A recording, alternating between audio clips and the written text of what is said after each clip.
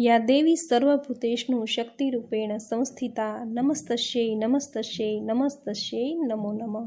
મિત્રો, આ વિડીયોમાં શ્રીમદ દેવી પુરાણનો અધ્યાય ચોથો સાંભળશું। નવરાત્રિના 9 દિવસ મા દુર્ગાની પૂજા આરાધના કરાય છે, માના મંત્ર જપ કરાય છે તથા દેવી પુરાણનો પાઠ કરવાથી જીવનમાં ભક્તિ અને મુક્તિ મળે છે। આ પુરાણ સાંભળવાથી વ્યક્તિ જો ગરીબ હોય તો ધનવાન બને છે, રોગી હોય તે સ્વસ્થ થાય છે। પુત્રહીન સ્ત્રી જો દેવી પુરાણનો પાઠ કરે તો તેને સંતાન પ્રાપ્તિનું વરદાન મળે છે। આ પુણ્ય કથા શ્રદ્ધાળુ શ્રોતાઓને રીતિ સિદ્ધિ આપે છે। એક દિવસ, અડધો દિવસ, 5 દિવસ કે ઘડીક વાર પણ જો ભગવતીની આ દિવ્ય કથા જે સાંભળે છે તે સાંભળનારની દુર્ગતિ અટકે છે। મનુષ્યને બધા જ યજ્ઞો, તીર્થ અને દાનનું ફળ દેવી ભાગવત પુરાણનો પાઠ એક જ વાર સાંભળવા માત્રથી જ તેને મળે છે। આથી જ નવરાત્રિના 9 દિવસ દરમિયાન પૂજા પાઠ મંત્ર જપ જો કંઈ ન થઈ શકે તો દેવી પુરાણ જરૂર સાંભળવું જોઈએ। જો તમારી પાસે સાંભળવાનો કે વાંચવાનો સમય ન હોય તો આ વિડીયો દ્વારા તમે તમારા કામકાજ કરતાં પણ આ પાઠ સાંભળી શકો છો। આ પાઠમાં મા અંબિકાના સ્વરૂપોનું વર્ણન કરેલું છે। મા અંબિકાએ આ જગતના રક્ષણ માટે જે અસુરોનો વધ કર્યો તે બધું જ ગૂઢ રહસ્યનું દેવી પુરાણમાં વર્ણન કરેલું છે। તો આ પાવન કથા નવરાત્રિમાં જરૂર સાંભળવી જોઈએ। તો મિત્રો, આ વિડીયોમાં દેવી પુરાણનો અધ્યાય ચોથો સાંભળી આજના દિવસને પાવન બનાવીએ। બોલો મા ભગવતીની જય। તો સાંભળીએ મહર્ષિ વેદવ્યાસકૃત દેવી ભાગવત પુરાણનો અધ્યાય ચોથો, શ્રી નર નારાયણની કથા। વ્યાસજી કહે, ધર્મ એ બ્રહ્માના દીકરા હતા અને તેણે દક્ષ પ્રજાપતિની 10 કન્યાઓની સાથે લગ્ન કર્યા હતા। આ ધર્મથી અનેક પુત્રો પેદા થયા। તે પુત્રોના નામ હરિ, કૃષ્ણ, નર અને નારાયણ રખાયા। હરિ અને કૃષ્ણએ યોગાભ્યાસ કર્યો તો નર અને નારાયણ હિમાલય પર્વત પર જઈને તપ જપ શરૂ કર્યા। અહીંના બદ્રિકાશ્રમ નામના વિખ્યાત સ્થળે રહ્યા। આ સ્થળે તેઓએ 1000 વર્ષ સુધી ઉત્તમ તપ કર્યું। એક તરફ તેણે તપ કર્યું તો બીજી તરફ ઇન્દ્રના મનમાં અદેખાઈ જાગી। તેણે નર અને નારાયણના તપમાં અડચણ ઊભી કરવા તેની પાસે પહોંચી ગયા અને કહેવા લાગ્યા, હે ઋષિઓ, તમારે વળી જોઈએ છે શું? તે આમ તપ કરવા બેઠા છો? હું તમને સૌથી ઉત્તમ વરદાન આપવા તૈયાર છું। ઇન્દ્રે આવી વાત વારંવાર નર નારાયણને કહી, પણ તેઓ તો જવાબ આપ્યા વિના પોતાના તપમાં લીન રહ્યા। તેણે ઇન્દ્રના પ્રશ્નનો સહેજ પણ જવાબ ન આપ્યો। ઇન્દ્રે એ પછી બીજો પાસો ફેંક્યો અને પોતાની મોહિની વડે અનેક જંગલી પ્રાણીઓનું સર્જન કરીને નર નારાયણને ડરાવવાનો પ્રયાસ કર્યો, પરંતુ ઇન્દ્રનો આ પાસો પણ નિષ્ફળ ગયો। હવે વધુ એક પાસો ફેંકતા ઇન્દ્રે કામદેવને બોલાવ્યા, સાથે સાથે વસંત ઋતુને બોલાવી। ઇન્દ્રના સૂચનથી વસંત આવી અને સાથે તમામ વૃક્ષો પર ફૂલ મહેકી ઉઠ્યા, ખીલી ઉઠ્યા। કોયલે વળી પોતાના મધુર ટહુકા ચાલુ કર્યા। ફૂલોની મસ્ત સુવાસ લઈને પવન બધે ઘુમરાઈ વળ્યો અને એનાથી ઋષિમુનિઓ ખળભળી ઉઠ્યા। એ પછી રંભા અને તિલોત્તમા જેવી અપ્સરાઓએ પોતાના કદમ આગળ માંડ્યા અને ઋષિમુનિઓના આશ્રમમાં પહોંચી ગઈ। ચારેય કોર પંખીઓની કલરવ, ભમરાઓનું ગુંજન, ઝરણાનું ખળ શરૂ થયું। અચાનક જે નર નારાયણ સમાધિમાં બેઠા હતા તેનો ભંગ થયો। તેની આંખો ખુલી તો નજર સામે જાણે એક બીજી જ દુનિયા ખડી થઈ ગઈ અને આથી જ નર અને નારાયણ બંને નવાઈમાં પડી ગયા। તે વખતે નારાયણે મનમાં એક જાતના અભિમાન સાથે વિચાર્યું કે આ બધાને અમારા તપમાં ભંગ થાય એ માટે મોકલ્યા છે। અમારે પણ એની સામે અમારા તપનો પ્રભાવ દેખાડવો જોઈએ, એ ખૂબ જરૂરી છે। આમ વિચારતા નારાયણે પોતાનો હાથ પોતાના સાથળ પર ફેરવ્યો, પછી પછાડ્યો અને ત્યાં તો એક ચમત્કાર થયો। એક સુંદર અને નામે ઉર્વશી એવી સ્ત્રી પેદા થઈ। એ સાથે અન્ય અનેક અપ્સરાઓ પણ કામદેવ સાથે આવી હતી, એટલી જ બીજી તેણે પેદા કરી। એ પછી સ્વર્ગવાળી અપ્સરાઓએ નર નારાયણની સામે જોતા કહ્યું કે અમે બધી મૂર્ખ બેવકૂફ સ્ત્રીઓએ આપની તપસ્યા અને ધૈર્યને જોઈ લીધું। અમોને નવાઈ લાગી છે કે આપ ભગવાન શ્રી હરિના અંશ અવતાર છો અને તેથી જ અમે આપની ગુનેગાર છીએ। અમોએ આપના તપમાં ભંગ પાડવાનો પ્રયાસ કર્યો તો પણ તમોએ ગુસ્સે થયા વગર અમને કોઈ પણ જાતની સજા આપી નહીં। આપ સાચે જ વિવેકી અને મહાપુરુષ છો। ત્યારે ભગવાન નારાયણે કહ્યું, માંગો, તમને તમારી ઈચ્છા મુજબનું હું વરદાન આપવા માંગુ છું. તમે બધીઓ ઉર્વશી સાથે સ્વર્ગમાં પ્રસ્થાન કરો. આ બાળાને હું તમોને ભેટ આપું છું. ત્યાં તો અપ્સરાઓ બોલી ઉઠી, હે દેવ, જો આપ અમોને ઈચ્છાવર આપવા માંગતા હો તો આપ અમારા સ્વામી બનો. અમો આજ વરદાન માંગીએ છીએ. અમે આપની સાથે રહીને આપની ખૂબ જ સેવા કરીશું.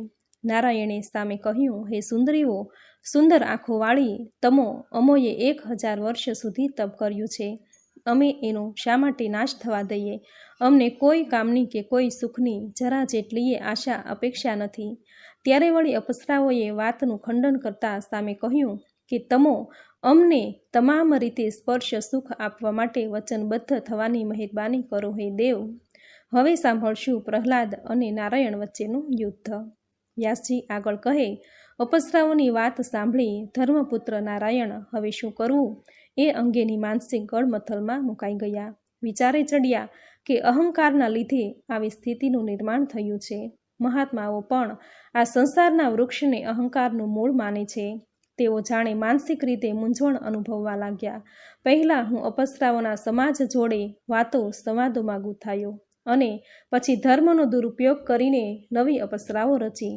હવે આ બધાનું કરવું શું? મારે ક્રોધપૂર્વક તમામ સ્ત્રીઓને તજી દેવી જોઈએ.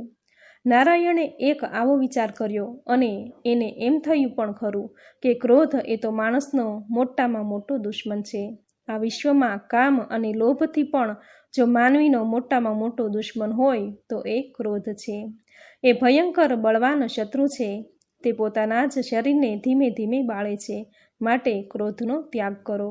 નર કહે છે, નારાયણ, એક સમયે આપણામાં ક્રોધ અને અહંકાર જાગ્યા હતા અને એના કારણે જ દૈત્યોના રાજા પ્રહલાદ સાથે આપણું યુદ્ધ થયું હતું. દેવો 1000 વર્ષ સુધી લડ્યા. આપણને દુઃખ આવ્યું અને ભોગવવું પડ્યું. માટે મહેરબાની કરીને તમે ક્રોધનો ત્યાગ કરો. જન્મેજયે પૂછ્યું, નર નારાયણ સનાતન પરમ પુરુષ છે, તેને કશાની સ્પૃહા ન હતી, તો પછી એની અને પ્રહલાદ વચ્ચે ભયંકર યુદ્ધ કેમ થયું? વ્યાસજી કહે, હે રાજન, જ્યારે અતિ ભયંકર એવા હિરણ્યકશિપુનું અવસાન થતાં તેનો પુત્ર પ્રહલાદ ગાદી પર આવ્યો. આ દાનવરાજ પ્રહલાદ સાચા અર્થમાં બ્રાહ્મણો અને દેવતાઓના ઉપાસક હતા. એમની આ વાત છે. એકવાર મહાન તપસ્વી એવા ભૃગુપુત્ર ચ્યવનજી સ્નાન કરવા માટે નર્મદા નદીમાં ઉતરવા માંડ્યા. ત્યારે એક ભયાનક એવા વિષધર નાગે તેને પકડ્યા અને એને લઈને પાતાળમાં લઈ ગયો. આમ તો સાપનું ઝેર ચ્યવનજી પર પડ્યું, પરંતુ તેણે મનમાં ને મનમાં ભગવાન વિષ્ણુનું સ્મરણ કર્યું અને ત્યાં જ નાગનું ઝેર ઉતરી ગયું.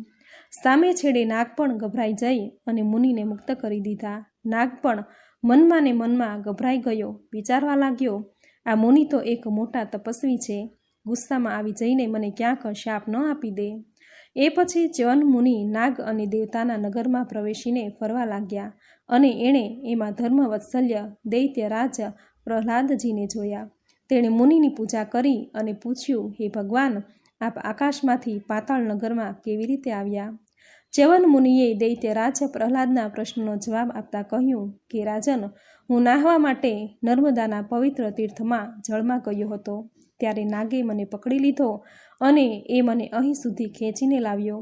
આમ આવી રીતે જ મને આપના દર્શન કરવાનો લહાવો મળ્યો. ચ્યવન મુનિની આવી વાત સાંભળતા જ પ્રહલાદ ખુશ થયા. તેણે ચ્યવન મુનિને અનેક જાતના તીર્થો વિશે સવાલ પૂછ્યો. ચ્યવન મુનિ રાજી રાજી થઈ ગયા. કહેવા લાગ્યા, જ્યારે ચ્યવન મુનિએ અતિ અગત્યની વાત પ્રહલાદને જણાવી. રાજન, જેમના મન, વચન અને શરીર પવિત્ર છે તેને દર ડગલે ડગલે પવિત્ર તીર્થ છે. જેના આચાર વિચાર પવિત્ર છે એના માટે સઘળું પવિત્ર છે અને એના આગમને માત્રથી જ બધું પવિત્ર બની જાય છે. તીર્થોમાં નૈમિષારણ્ય સર્વોત્તમ છે. ચક્રતીર્થ અને પુષ્કર પણ પવિત્ર તીર્થો છે. આ સિવાય પણ ઘણા તીર્થો પૃથ્વી પર આવેલા છે.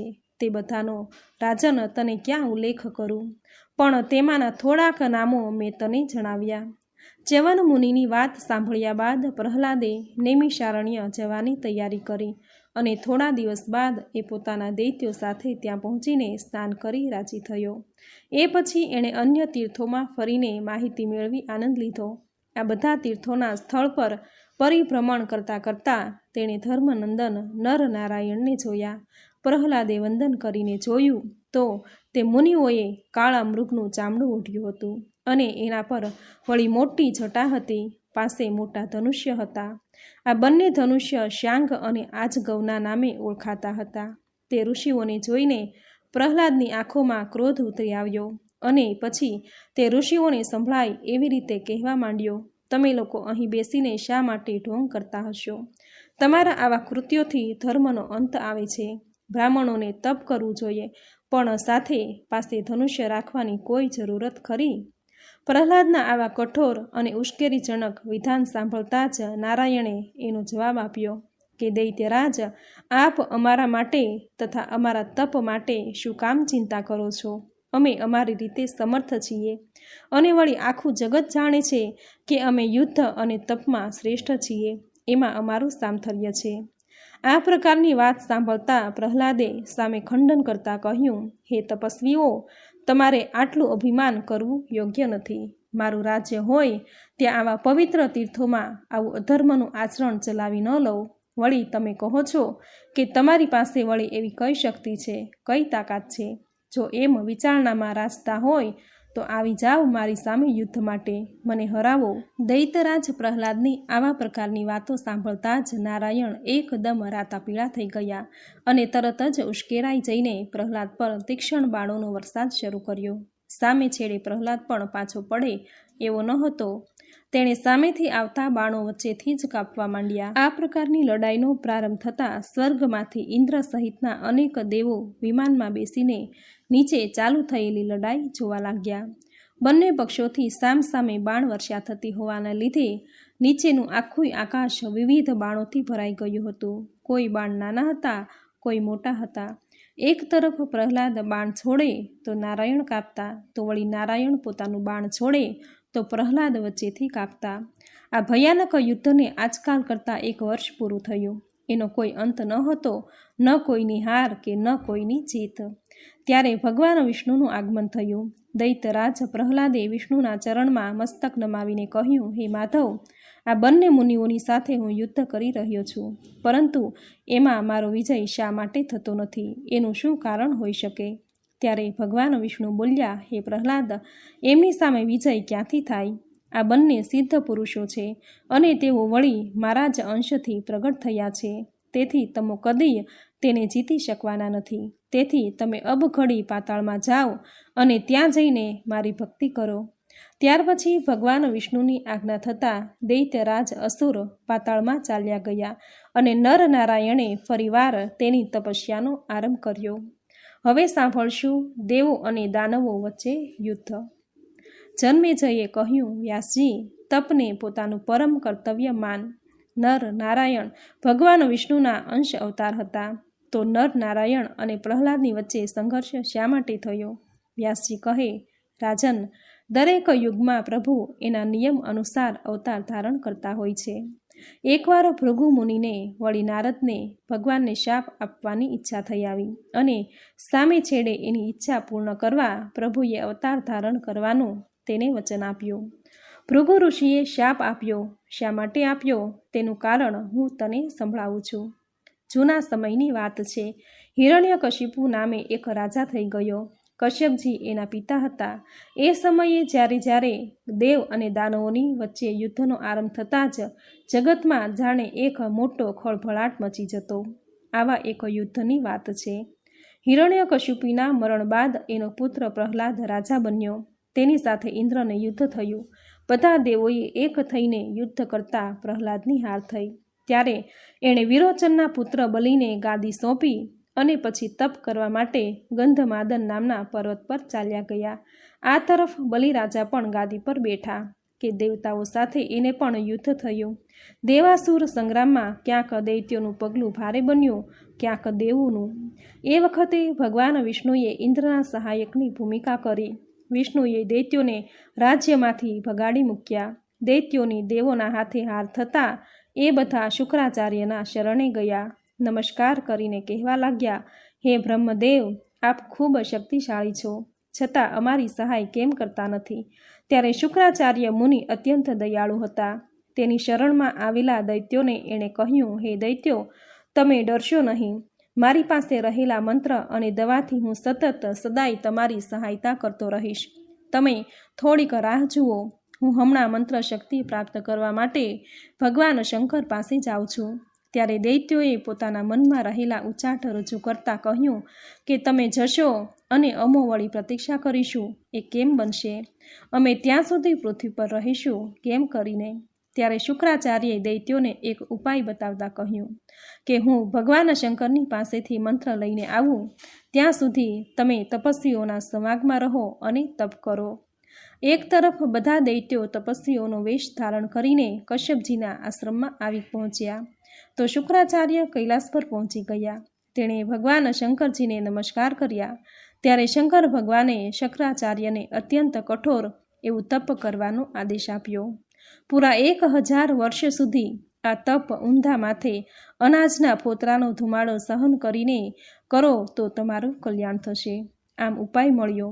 જો કે એ ખૂબ જ કઠોર ઉપાય હતો. શુક્રાચાર્ય તે શ્રેષ્ઠ તપનો આરંભ કર્યો. માત્ર ધુમાડાને આહાર માનીને લેવા માંડ્યો. આ બાજુ શસ્ત્રો માથે સાથે આવેલા દેવોને જોતાં જ દાનવો ભય પામી ઉઠ્યા. બધા વળી પાછા શુક્રાચાર્યની શરણમાં ગયા. આ વખતે તેમની માતાજીનું શરણ લીધું. શુક્ર માતાએ પોતાની શરણે આવેલા દાનવોને જોતાં જ મનમાં કશાક વિચાર સાથે એમને અભય દાન આપ્યું અને કહ્યું કે દાનવો, તમે જરાય ડરશો નહીં. મારી પાસે રહેવાથી ભય કે દાનવો તમારી પાસે ડોકાવાના નથી. ગુરુ માતાની આવી ઉમદા વાત સાંભળતા દાનવો રાજી થયા. એના મનમાં વ્યાપેલ ઉચાટ શાંત થયો. પરંતુ સામે છેડે દેવો દૈત્યોનું પગેરું શોધતા છેક દૈત્યોની પાસે આવી પહોંચ્યા અને એની હત્યાઓ કરવા લાગ્યા. ત્યારે દૈત્યોની હત્યા તેમજ માર ખાતા લોહી લુહાણ હાલતમાં જોતાં જ ગુરુ માતાનું હૈયું કંપી ઉઠ્યું. તે બોલી ઉઠ્યા, હું હમણાં જ એક ચમત્કાર કરું છું. ઇન્દ્ર સહિત તમામ દેવોને ઊંઘ ભેગા કરી દઉં છું. એ પછી એણે નિંદ્રાને આજ્ઞા કરી અને અસર થતાં જ બધા દેવો ઊંઘવા લાગ્યા. તેથી ઇન્દ્ર જેવા ઇન્દ્રની શક્તિ ઝાંખી થઈ ગઈ. તેઓ તેથી ગભરાયા. આવી સ્થિતિ જોતાં જ ભગવાન વિષ્ણુ બોલ્યા, આપનું કલ્યાણ થાવ. તમે અબઘડી મારી પાસે આવી જાઓ. ત્યાર પછી ઇન્દ્ર ભગવાનની શરણે ગયા અને એમનો તમામ ભય દૂર થઈ ગયો. ઊંઘ પણ એમની પાસે ફરકી શકી નહીં. આથી શુક્રાચાર્ય માતા ક્રોધથી ઉકળી ઉઠ્યા. એણે ગુસ્સામાં આવી પગ પછાડતા કહ્યું કે ઇન્દ્ર, હું મારી તપસ્યાના પ્રભાવથી વિષ્ણુ સહિત તને ગળી જઈશ. શુક્રાચાર્યની માતા તમામ યોગ વિદ્યાઓમાં નિપુણ હતા. તેની આ શક્તિના પ્રભાવથી ભગવાન વિષ્ણુ અને ઇન્દ્રની તમામ શક્તિઓ ક્ષીણ થઈ ગઈ. ત્યારે શુક્રાચાર્યની માતાને મારવા માટે ભગવાને ચક્ર હાથમાં લીધું અને પછીની ક્ષણે શુક્રાચાર્યની માતાનું મસ્તક ધડથી અલગ થઈ ગયું. હવે સાંભળશું ભગવાન વિષ્ણુને ભૃગુનો શાપ. પોતાની પત્નીની અતિ ઘોર હત્યા થતાં મહાત્મા ભૃગુ ગુસ્સામાં ઉકળી ઉઠ્યા અને ગુસ્સામાં જ બોલી ઉઠ્યા કે વિષ્ણુ, તમે સર્વોત્તમ બુદ્ધિના માલિક છો. તમે સ્ત્રી હત્યાના પાપને જાણવા છતાંય આવું આચરણ કરી બેઠા છો. તમોને બીજું તો શું કરું? હું શાપ આપી રહ્યો છું. તમોએ અન્યનું હિત કરવા અર્થાત ઇન્દ્રને સુખી કરવા, હિત કરવા મને પત્ની વગરનો કરી દીધો. તેથી હે વિષ્ણુ, હું તમને શાપ આપું છું કે તમે મૃત્યુલોકમાં ઘણા અવતાર ધારણ કરશો અને તમોએ કરેલા આ પાપના ફળ સ્વરૂપે તમારે ગર્ભવાસનું દુઃખ ભોગવવું પડશે. ભૃગુના આ શાપને લીધે જ ભગવાન પૃથ્વી પર અવતાર ધારણ કરે છે. ધર્મનું હનન થાય ત્યારે તેઓ જગતનું કલ્યાણ કરવા, હિત કરવા વારંવાર અવતાર ધારણ કરી માનવી રૂપે આવે છે. જન્મેજયે પૂછ્યું, ભૃગુ મુનિના પત્નીનું મૃત્યુ તો થયું, પણ એ પછી તેનું ગ્રહ જીવન નિર્વાણ કેવી રીતે થયું? વ્યાસજી કહે, ભૃગુ મુનિ સર્વ વિદ્યાઓમાં પ્રખર હતા. એકવાર વિષ્ણુને શાપ આપી દીધા પછી તેઓ મૃત પત્નીનું મસ્તક ધડ સાથે જોડ્યું અને કહ્યું, દેવી, જો હું સદાચારી, સત્યભાષી અને વેદાભ્યાસી તથા જો તપસ્વી હોઉં તો તમોને મારા તપોબળના સહારે જીવંત કરું છું. આમ ભૃગુ આટલું બોલ્યા અને હાથમાંનું જળ પત્નીના શરીર પર નાખતા જ ભૃગુની પત્નીના મૃત ખોળિયામાં જીવ સંચાર થયો. તેઓ પાછા બેઠા થઈ ગયા. રાજન, બીજી બાજુ શુક્રાચાર્ય મંત્રની પ્રાપ્તિ માટે કઠોર તપ કરી રહ્યા છે. એ વાત જાણી ઇન્દ્ર રાજા ઊંચા નીચા થઈ ગયા અને તેથી તેણે પોતાની સ્વરૂપવાન કન્યા જયંતીને કહ્યું કે પુત્રી, હું તને શુક્રાચાર્યને સોંપું છું. તું એની એવી નિષ્ઠાથી સેવા કર કે તેઓ તારા વશમાં આવી જાય. આમ ઇન્દ્ર રાજાએ જયંતીને શુક્રાચાર્યના આશ્રમમાં મોકલી, પણ તેના મનમાં જરાય જેટલોય વિકાર ન હતો. તે બ્રહ્મચર્યના નિયમોનું સખ્તાઈપૂર્વક પાલન કરતી હતી. પૂરા 1000 વર્ષના તપના અંતે શુક્રાચાર્યએ જયંતીને પૂછ્યું, હે સુંદરી, તું કોણ છે, કોની દીકરી છે અને તારી શી ઈચ્છા છે? મુનિના પૂછાયેલા પ્રશ્ન બાદ જયંતીએ પોતાની ઓળખ આપી. હે મુનિરાજ, મારા પિતાજી ઇન્દ્ર રાજા છે. એણે મને આપની સેવા માટે મોકલી છે. મારા મનમાં રહેલી ઈચ્છાઓ પૂરી કરો. એ પછી શુક્રાચાર્ય જયંતીનો હાથ પકડીને ઘેર ગયા. તેની સઘળી વ્યવસ્થા કરી, જમવાની, રહેવાની, અને પછી તેઓ 10 વર્ષ સુધી પોતાના ઘરની બહાર ન નીકળ્યા. શુક્રાચાર્ય પણ પોતાના તપોબળથી એક એવું આવરણ બનાવી દીધું કે કોઈ ચકલુય અંદર પ્રવેશી ન શકે.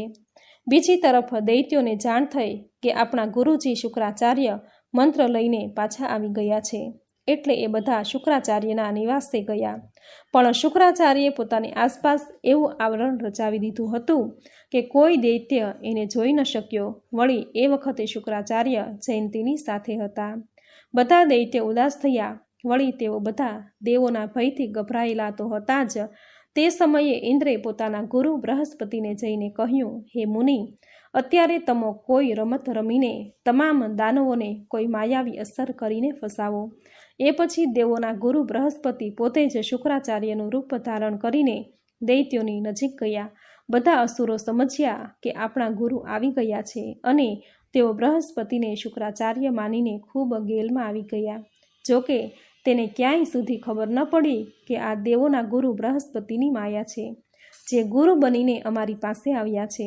રાજન, બૃહસ્પતિ માયાવી શુક્રાચાર્ય બન્યા. પ્રથમ તો તેણે એવો પ્રયાસ કર્યો કે બધા જ દૈત્યોને એ શુક્રાચાર્ય જ લાગે, અને તેથી બધા દૈત્યો મંત્ર વિદ્યા શીખવા માટે બૃહસ્પતિની શરણમાં પહોંચી ગયા. આ તરફ જયંતી સાથે 10 વર્ષનો સમય ગાળવાનો શુક્રાચાર્યનો અગાઉ લીધેલો નિર્ણય પૂર્ણ થયો. એટલે શુક્રાચાર્ય જયંતીની રજા લઈને આશ્રમમાં આવેલા પોતાના દૈત્યોને મળવા માટે ગયા. પણ ત્યાં તેણે જોયું કે બધા દૈત્યો તો બૃહસ્પતિની આજુબાજુ વીંટળાઈને બેઠા છે, અને બૃહસ્પતિએ પોતાની માયાના બળથી શુક્રાચાર્યનું રૂપ ધારણ કરી લીધું. અસલ શુક્રાચાર્યને બૃહસ્પતિની કપટ લીલાની જાણ થઈ. વળી તેઓ કપટતાથી જ યજ્ઞોની નિંદા કરી રહ્યા છે. વ્યાસજી આગળ કહે છે કે શુક્રાચાર્યે ખડખડાટ હાસ્ય કરતા પેલા નકલી શુક્રાચાર્યને સંભળાય એવી રીતે કહ્યું, હે દૈત્યો, મારો વેશ ધારણ કરનારા આ બૃહસ્પતિની વાતોમાં આવી ગયા. આમ એના ચક્કરમાં આવી જવાની શી જરૂર પડી? સાચો શુક્રાચાર્ય તો હું છું. આ તો બની બેઠેલા શુક્રાચાર્ય વાસ્તવમાં બૃહસ્પતિ છે. ત્યારે હાજર દૈત્યોએ ઘડીકમાં આ તરફ અને ઘડીકમાં પેલી તરફ જોયું.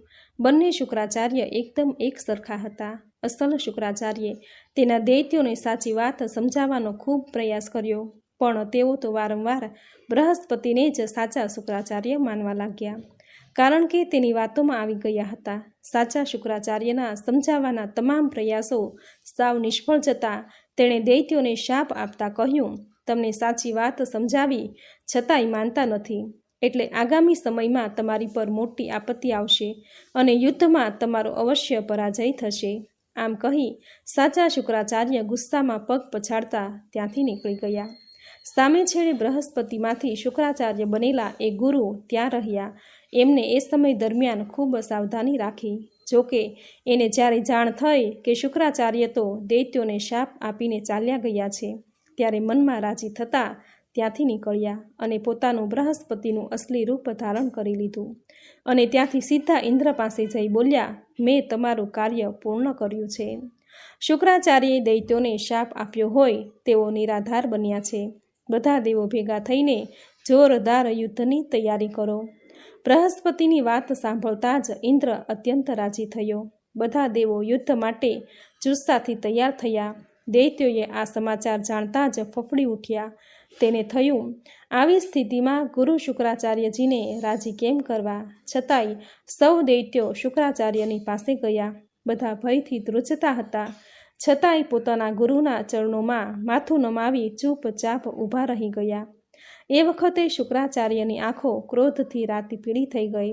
તેણે પોતાના દૈત્યોને સમજાવ્યા કે મેં તમોને બનાવટી શુક્રાચાર્યથી બચી જવા માટે કહ્યું હતું, પણ તમો કોઈ માન્યા નહીં. હવે ફળ ભોગવો.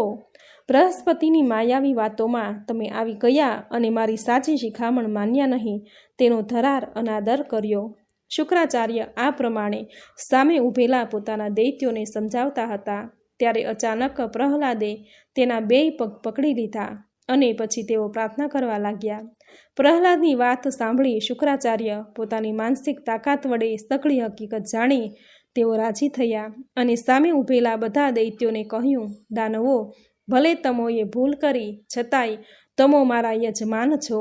તમારે કોઈનાથી ડરવાનું નથી કે નથી પાતાળમાં જવાનું. હું મારા સત્ય મંત્રોથી તમારી રક્ષા કરીશ.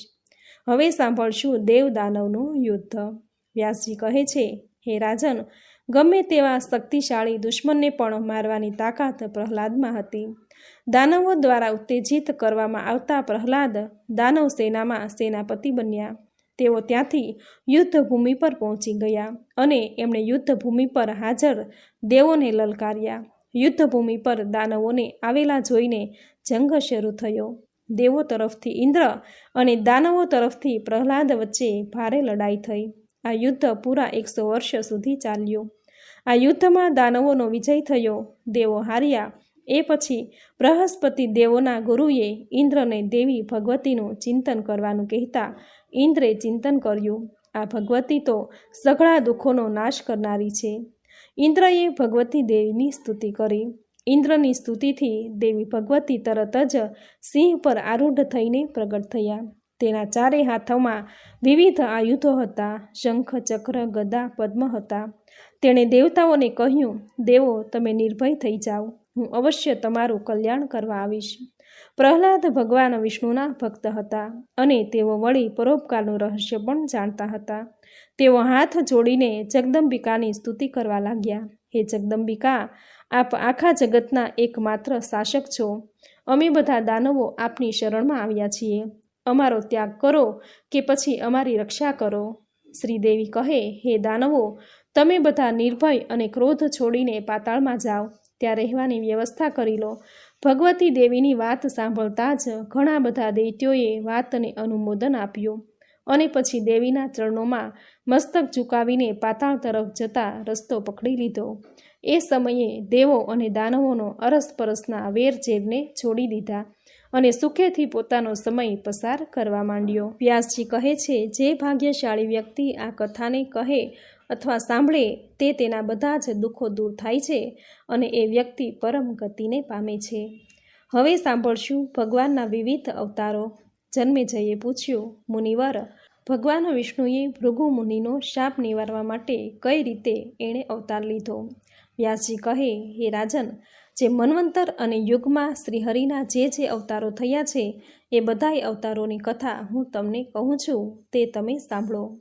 રાજન, ચાક્ષુષ મન્વંતરમાં ભગવાન શ્રીહરિનો અવતાર ધર્માવતારમાં થયો હતો અને ધર્મ નામના બ્રાહ્મણને ત્યાં પુત્ર રૂપે નર અને નારાયણ તરીકે પ્રસિદ્ધ થયા. વૈવત્સ મન્વંતરના બીજા યુગમાં અત્રિ મુનિના પુત્ર થઈને ભગવાન પૃથ્વી પર આવ્યા. તે ભગવાન દત્તાત્રેય નામે ઓળખાયા. દેવતાઓનું કાર્ય પાર પાડવા માટે ચોથા યુગમાં નૃસિંહ અવતાર રૂપે ભગવાનનું આગમન થયું.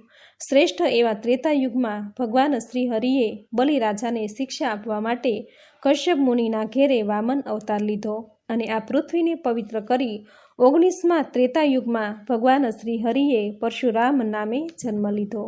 રાજન, ત્રેતા યુગમાં ભગવાન રામનો રામ અવતાર થયો. ભગવાન શ્રી હરિનો અંશ અવતાર જે મહાપરાક્રમી નર નારાયણ રૂપે આ પૃથ્વી પર થયો હતો, તે જ ભગવાન 28મા યુગ દ્રાપરમાં ફરીથી અવતાર રૂપે આવ્યા. ત્યારે નર અને અર્જુન અને નારાયણ એટલે શ્રી કૃષ્ણ, આ પ્રમાણે દરેક યુગમાં ભગવાનના અવતારો થયા. તે બધા પ્રકૃતિના આદેશ પ્રમાણેના હતા, કારણ કે સમસ્ત 3 લોક તે દેવીને આધીન છે. જન્મેજયે પૂછ્યું, મુનિરાજ, આપે અગાઉ અમોને જણાવ્યું હતું કે નારાયણના આશ્રમ પર જે બધી અપસરાઓ આવી હતી અને એ બધી અપસરાઓએ માંગણી કરી હતી કે તમો અમારા સ્વામી બની જાઓ, ત્યારે નારાયણે એ બાબતે પોતાને શ્રી પ્રતિક્રિયા આપી હતી. વ્યાસજી કહે છે કે અપસરાઓની આવી માંગણી બાદ નારાયણ મુનિ ગુસ્સે ભરાઈને તેને શાપ આપવાની તૈયારીમાં જ હતા. ત્યારે નરે એમને રોક્યા. તેથી નારાયણનો ગુસ્સો ઓછો થઈ ગયો. કહો ને કે શાપ આપતા અટકી ગયા. તેણે પોતાને પતિ તરીકે સ્વીકારવા તૈયાર થયેલી અપસરાઓને કહ્યું કે અમે બંને ભાઈઓએ આજીવન લગ્ન નહીં કરવાનું વ્રત લીધું છે.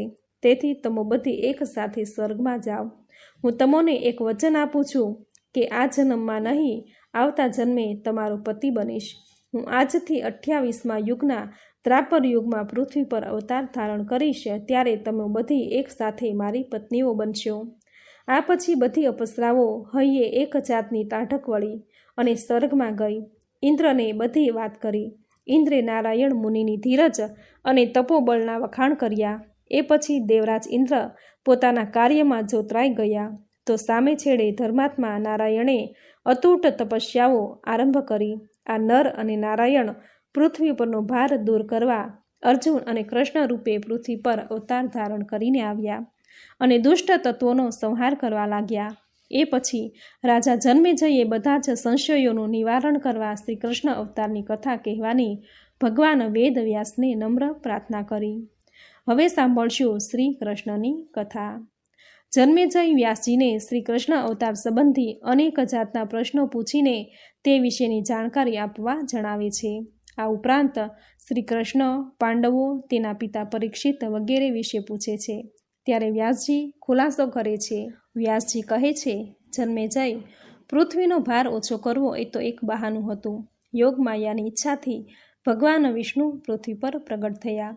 પ્રાચીન કાળની એક કથા પ્રમાણે યમુના નદીના કિનારે મધુવન નામનું એક વન હતું. ત્યાં યયાતિના વંશમાં શૂરસેન નામે એક રાજા થઈ ગયા. તેને ત્યાં રહેલી બધી સંપત્તિ ભોગવવાનો એક સરસ અવસર મળ્યો.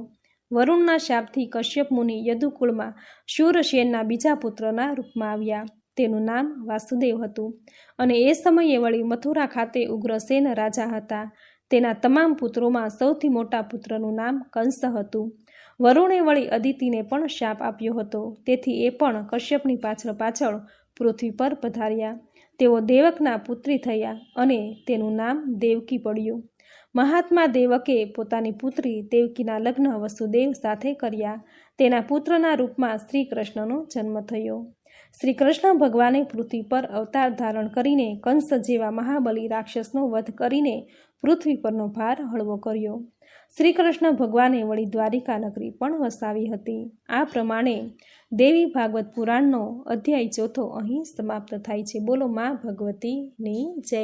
બોલો માં નવદુર્ગાની જય. તો મિત્રો, આપણે સાંભળ્યો દેવી ભાગવત પુરાણનો અધ્યાય 4. મિત્રો, નવરાત્રિના 9 દિવસમાં નવદુર્ગાની પૂજા આરાધના થાય છે.